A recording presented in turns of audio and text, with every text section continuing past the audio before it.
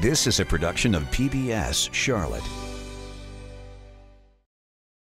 This week on Off the Record, back to masking, and they're not just asking anymore. Charlotte and Mecklenburg vote to require face coverings again.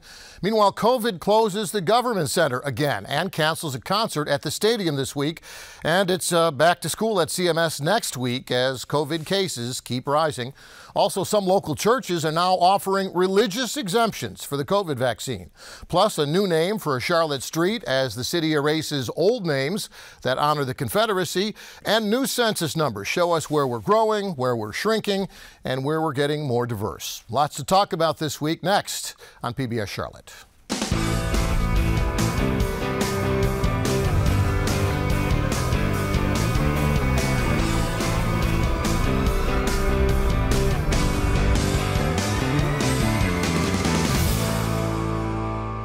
And from our PBS Charlotte studios in historic Plaza Midwood, I'm Jeff Sonnier, and we're off the record talking about the stories you've been talking about this week. And if you watch the news, read the news, and listen to the news, well, you'll recognize the names and faces around our virtual table. Danielle Shemtob from Axios Charlotte, Mark Becker from WSOC-TV, Dedrick Russell from WBTV, and Tony Messia from the Charlotte Ledger. Thank you, gang, for joining us this week. You can also join the conversation at home.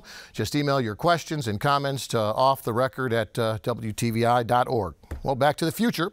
Mask mandates not statewide as we had earlier this year and at the beginning of the pandemic, but in Mecklenburg County in Charlotte, I see Mark's putting his on right now. If you're indoors, according to the new mandate, you're supposed to be wearing a mask in public places. I don't know that this is totally unexpected, but it certainly is, I guess, disappointing for all of us who thought we'd be past that point by now. Yeah, and you know, it puts we're talking about public places. We're talking about restaurants, shops, barber shops, salons, and we talked to a couple of people who are, running those businesses, and they just kind of go, ugh, they want to stay open. The last thing they want to do is go back to, limiting occupancy and closing down altogether. But man, they're not looking forward to being the mask police. And, CMPD basically said, look, we're not going to come in and be the mask police unless and until someone causes such a ruckus that then someone calls police and they come in and intervene. But yeah, nobody wants to be here, right? Yeah. Yeah, I mean, I think it's also very frustrating for people who feel like they want to do the right thing and follow the rules and have gotten vaccinated, and now you're being asked to mask up again. I think there's a lot more frustration this time around than there was last time. You are seeing some businesses that are saying, we're just not going to enforce it. I think there's a pizza shop in South Charlotte, gyms are very, like Mark said, very, I think reluctant. The Catholic schools came out and said, even though the county believes that the mask mandate applies to private schools, Catholic schools came out this week and said, we're just going to consider it optional because the orders do not specifically mention schools. So I think you're seeing a lot of reluctance among, organizations and businesses to want to enforce this, and it's kind of reflecting some of the frustration that's out there. Yeah, I guess we all thought we'd be beyond this by now. The mask mandate itself, anyone want to kind of talk about exactly what it does and doesn't do? I know there's been some discussion of churches being exempt from this mask mandate. You have to wear a mask for a grocery store run, but if you're sitting at services on the weekend with 500 other people shoulder to shoulder, no mask required. That's a little bit of a mixed message, and we've talked about mixed messages and COVID in the past year, obviously. And I guess there are religion. Go ahead, Danielle. There are religious and other exemptions, and I think one of the issues is that they're not requiring proof for those exemptions. So one of the issues that has come up is, if you're not going to ask people that they're for proof necessarily that they qualify for an exemption, could that be a way that people kind of get around it? And just anecdotally, like going around to grocery stores, I don't know how much awareness there is of it or how much it's just defiance or what it is, but I certainly don't see 100% masking right now, just in the community, even in, the Harris Teeters and Food Lions and things like that I've seen at least. Dedrick? Yeah, and I guess, to cross the line with religious freedoms and things like that. But you do have to wear a mask inside a gym where a lot of people are pumping that iron. You do have to wear a mask inside gyms. But, you know, it's very interesting that the county said that wearing a mask does not mean getting the vaccine is not important, because a lot of people think that, hey, I got the vaccine, so why do I have to go back and wear a mask? So they want to make sure that wearing a mask does not mean that getting the vaccine is not important. But they do say that the vast majority of infected persons, most severe cases of illness, are those who have not been vaccinated. So I guess the bottom line here is safety. The bottom line is that we want to keep people safe and we want to keep people, you know, alive. So therefore, you know, politicians, they have to do what they think that is best in order to keep everybody safe.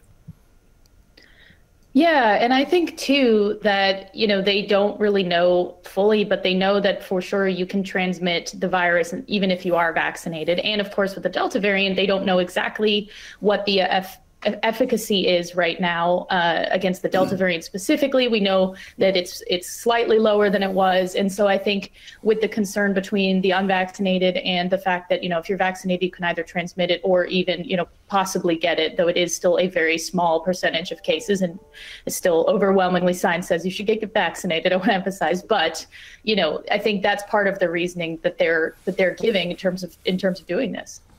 Mark?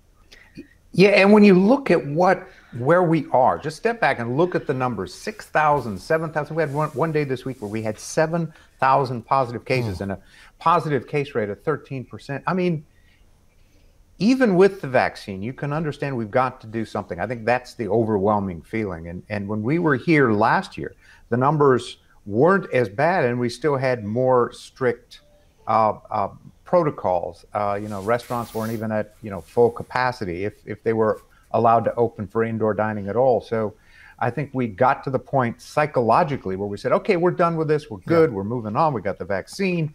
So it's tougher to go back and say, wow, we got to go backwards. That's the real rub here. But just look at the numbers, folks. The numbers are not good. They're as bad as they've ever been. Yeah, and I think that's the dilemma that, you know, before the initial wave of vaccines, it was, okay, this is the way to drop the masks. This is the way to get back to normal. And we were getting back to normal for a while. But now it's almost like at the point where we need the vaccine the most, it's where there are the least incentives to get it. We still need the mask after the vaccine. We might have to get a booster shot after the vaccine. So it's a hard sell right now because those folks that are left are obviously reluctant. And there's also, you know, a lot fewer reasons, at least psychologically, to go out and get that vaccine at all right now, I suppose.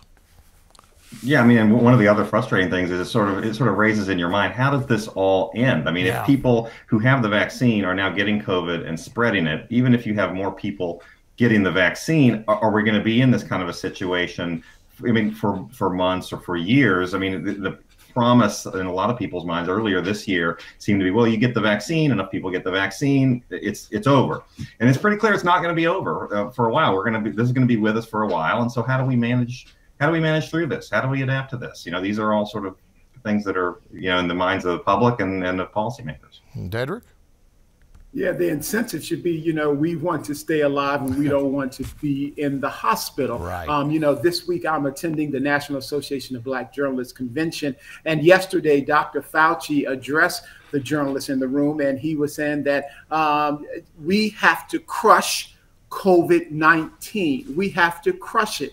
And in order to crush it, we have to get the vaccine, because if it mutates and if there are more variants, then the vaccines that we have may not be effective against these new variants. So he's just saying that we have to make sure that we tell people the right information and arm them with good, correct information so we can crush COVID-19, because that is the assignment. We have to crush COVID-19 and get rid of it.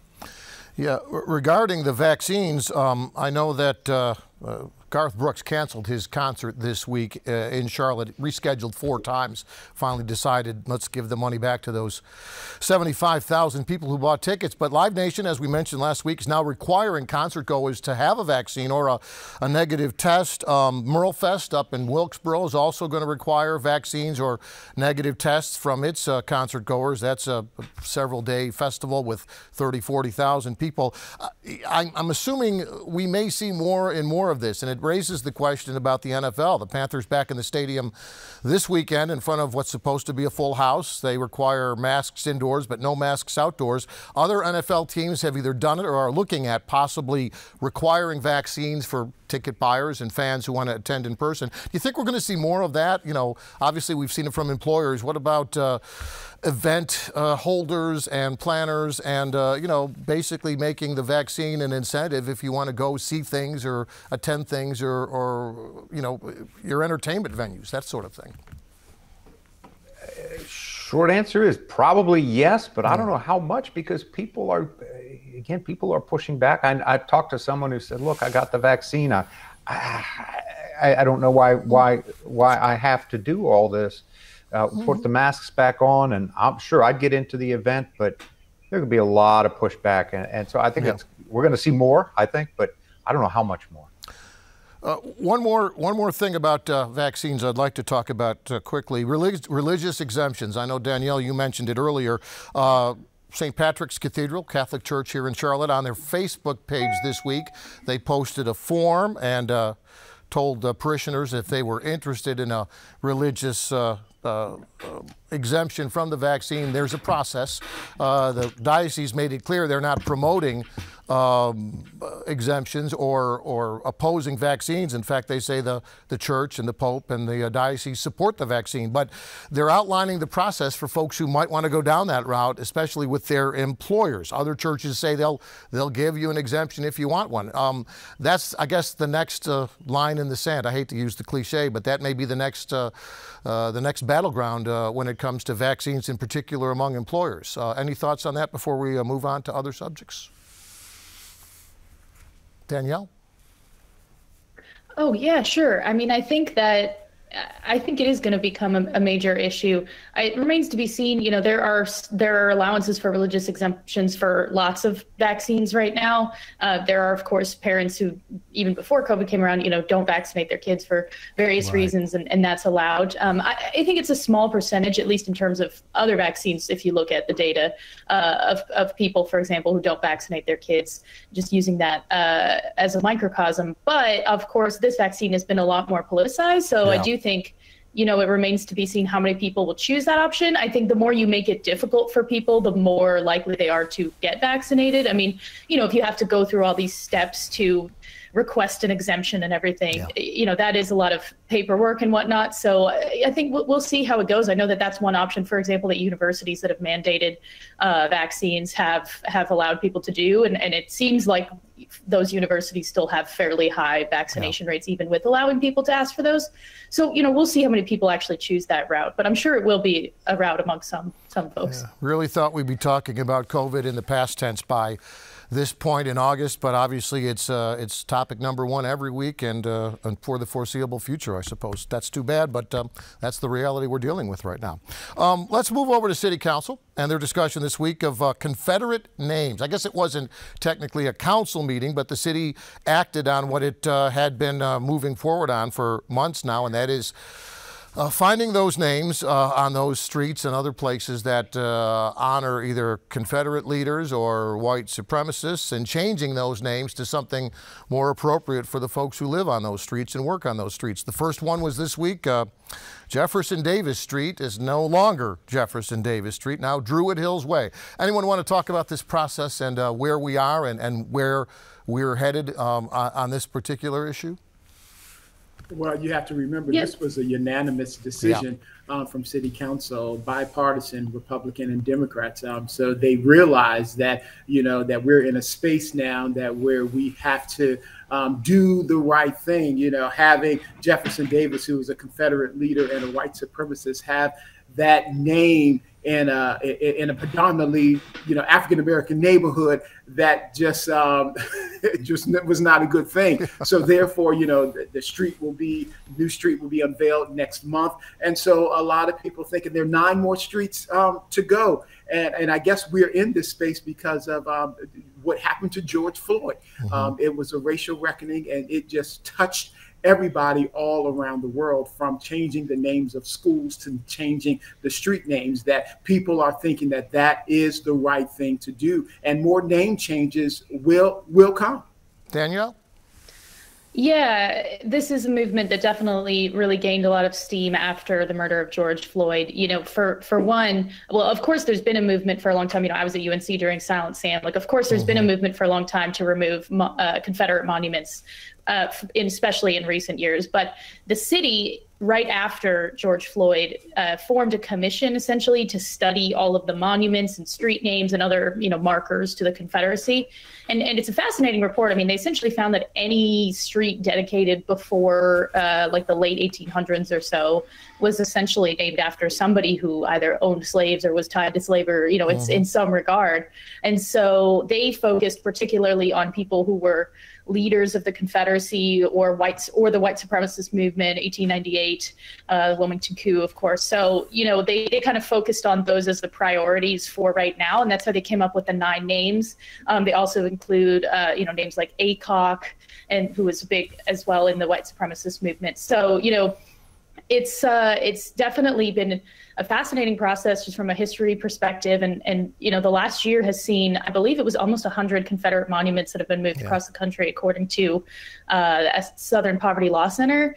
And so, really, there's just been a lot of steam and a lot of energy for this over the last year or so. And I think it'll be fascinating to watch, especially what they renamed them to. Got Stonewall Street uptown, which is, of course, a big street uptown. So I think it'll be really interesting to see who they choose to honor, and hopefully, people who've done good in the community that we can honor. Tony? Yeah, the interesting thing to me is, typically, having covered city council meetings, town council meetings over the last 20 years, typically it's changing street names is the last thing that city council members want to do, because residents typically don't like it. You have to change your address, your credit cards, your bills. There's a little bit of a hassle factor to that. In this, there's really been, as far as I know, no pushback on it.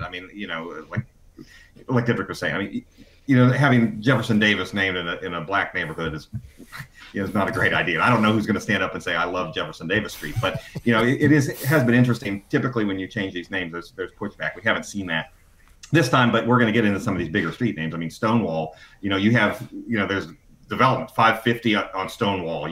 Stonewall is a pretty big street, and a lot of people live on Stonewall. But but again, you're not really seeing a lot of pushback here just because of the nature of what's going on. Mark, you want the final word on this? Yeah, I think we'll look back on this someday, as Bruce Springsteen, that famous philosopher, said, and it'll all seem funny. That we're making this much about it. I think it needs to be done, has to be done, and I think is being done, as we've said, about as painlessly and as quickly and as we can. But the fact that we're even discussing it is interesting, because we wouldn't have discussed this even a year and a half ago, right? Yeah. 8 more streets have to be renamed. Among them, as you mentioned, Tony, Stonewall, also Morrison Boulevard, Behringer, some pretty significant streets, as well as some smaller neighborhood streets. By the way, the renaming of Jefferson Davis Street to Druid Hills Way, there were 17 different other names that they looked at. The community actually voted on the name. 55% picked Druid Hills Way as their first choice, and so majority rules here. But a process that is ongoing, and I'm sure as they change more names, it'll be our discussion that's ongoing about that process as well. The census, we talked a little bit about that last week, in particular about how Charlotte is still the largest city, Mecklenburg no longer the largest county. But this week we've I know had a chance to dig into the numbers a little bit more and talk a little bit more about how that growth may affect different areas of the state in different ways as we go forward. Danielle, you wrote this week about basically there being 2 different North Carolinas when you look at growth patterns in the state as evidenced by the most current census numbers. Yeah, absolutely. I mean, it's really striking if you look at, for example, the fastest growing counties, which are either the counties like Wake and Mecklenburg, but even more so, the fastest growing county, for example, Johnston County is right outside of Wake. That's where some of the biggest growth was, in these metro areas, not necessarily entirely in the cities themselves, but also in some of these surrounding suburbs that are expanding. But what is interesting is if you look at the declines, I mean, more counties saw their population decline, slightly more, 51 out of the 100 saw their populations decline in those 10 years. And in particular, a lot of those population losses are concentrated in rural areas, especially in the eastern part of the state, in the northeastern part of the state in particular, which is part of the historic, what's called the Black Belt, rural, largely African-American areas.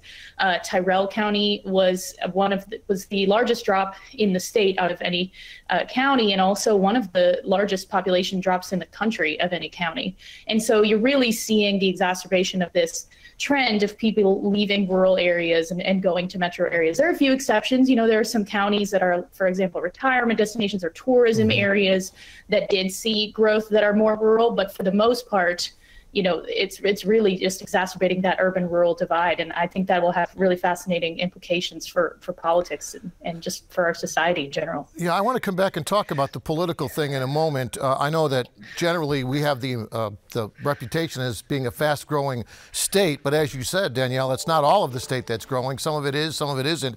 And Tony, the Ledger did a story this week about how within the city of Charlotte, we're finding pockets of diversity in these census numbers that maybe a lot of us outside of these neighborhoods didn't recognize, in particular the Asian community in Ballantyne. Is that right? Yeah, the thing that's interesting about these census numbers is in one sense they sort of confirm things that you already know. The longstanding trend, people moving to urban areas from rural areas, that's been going on for 100 plus years. We know the cities are growing, but it's interesting if you start digging into the numbers and just looking at where some of this growth is taking place and how some of this growth is taking place. You can find some things that maybe are a little surprising to some people. One of the things we did, we looked at the growth in the Asian population in Charlotte, which now is it's only about 6% of Mecklenburg County, but it's growing pretty rapidly, and it might surprise some people to know that a lot of that growth is actually taking place in Ballantyne. 7 of the top 10 census tracts in Mecklenburg County for growth of Asian residents are in Ballantyne, and it's driven largely by the Indian population. A lot of folks moving, to Ballantyne, taking technology jobs, bringing families. They set up on the same street. It's really also sort of changing the character of that area, which is traditionally thought of as sort of a very white neighborhood that where everybody kind of goes to bed at 9 o'clock, kind of sleepy. Now it actually there is some international flavor actually in Ballantyne. So I think you're going to see things like this as more people look at some of these numbers and see where some of this change is taking place. Where's the gentrification taking place? Where are different communities living? It's sort of fascinating to kind of look at it at that granular level. Danielle? Yeah, I think it's really interesting, like you said, to look at the granular data. And if you look at, like I mentioned, the surrounding counties are actually also becoming much more diverse. It's not just, in the city of Charlotte and within Mecklenburg County. I mean, places like Cabarrus County had a huge growth in their Asian population and Black population. The Hispanic population, which of course Mecklenburg did too, but it's really interesting. There could be a lot of reasons for that. I mean, of course, lots of people are moving further out because of cost of living. But that's one thing that I've, heard as well, as it becomes more and more expensive in Charlotte. That's fueling some of this population growth in surrounding areas. But I think it's really interesting to see not only how the city of Charlotte is changing, but how a lot of these places that have been, pretty much majority white, even like 3/4 white, 10 years ago, are really starting to shift. Dedrick. Yeah, and I believe this emphasizes, as we grow and get more diverse, that this emphasizes that how people need cultural competency, how we can live together. My neighbor may be Asian now, so what do I need to do in order to live harmoniously with my neighbor? So I just hope that people will see these numbers, embrace these numbers, and figure out what we need to do to possibly re-educate ourselves and to educate ourselves to make sure that we can live in a more perfect union. How about that? Yeah. You know, we encourage diversity in the city a lot of different ways, in some cases artificial ways. This is natural diversity. The Ledger story talked about how a lot of these immigrant families migrating to Ballantyne are going there because of the quality of the schools. We got 6% citywide or countywide Asian population, but 20% of Ballantyne's population is Asian. And if you look at the school makeups, above 30%, and all the elementary and middle schools, the schools are, 31, 32, 39% Asian students. So, there are ways, quality schools will attract people of all races and colors, I suppose. And that may be something that the city and the county should be mindful of, not necessarily artificially moving people around, but attracting people by making things like education better here across the county and across the city, I suppose. Mark? Yeah, this is growth. This is what Charlotte's been dealing with for the last 30, 40 years since I've been here. It's growth. It's what's going to happen, and it's what's happening around the country. We're not the only ones, right? Yeah, Dedrick, we'll give you the last word on this as we're running out of time. Go ahead. Yeah, and I think, as you said, that they're moving to Ballantyne, with the affordable housing, people would love to move to better schools, but some people just cannot afford to live in those homes where those good schools are. So therefore, you see that's one reason why they're moving to Ballantyne, because they can afford it. Yeah, and there's the rub. You can improve one thing like education in a neighborhood like Ballantyne, but if you don't improve the other things like affordability, folks are going to get left out, and that's why diversity doesn't happen in so many places in this town, I suppose. Good discussion this week, folks, and we're just about out of time, unfortunately. But again, I appreciate you all making your way online to talk with us this week. At home, if you'd like to comment or question what we talked about this week, feel free to email us anytime at offtherecord@WTVI.org. Thanks for joining us this week, and we'll see you next time right here on Off the Record.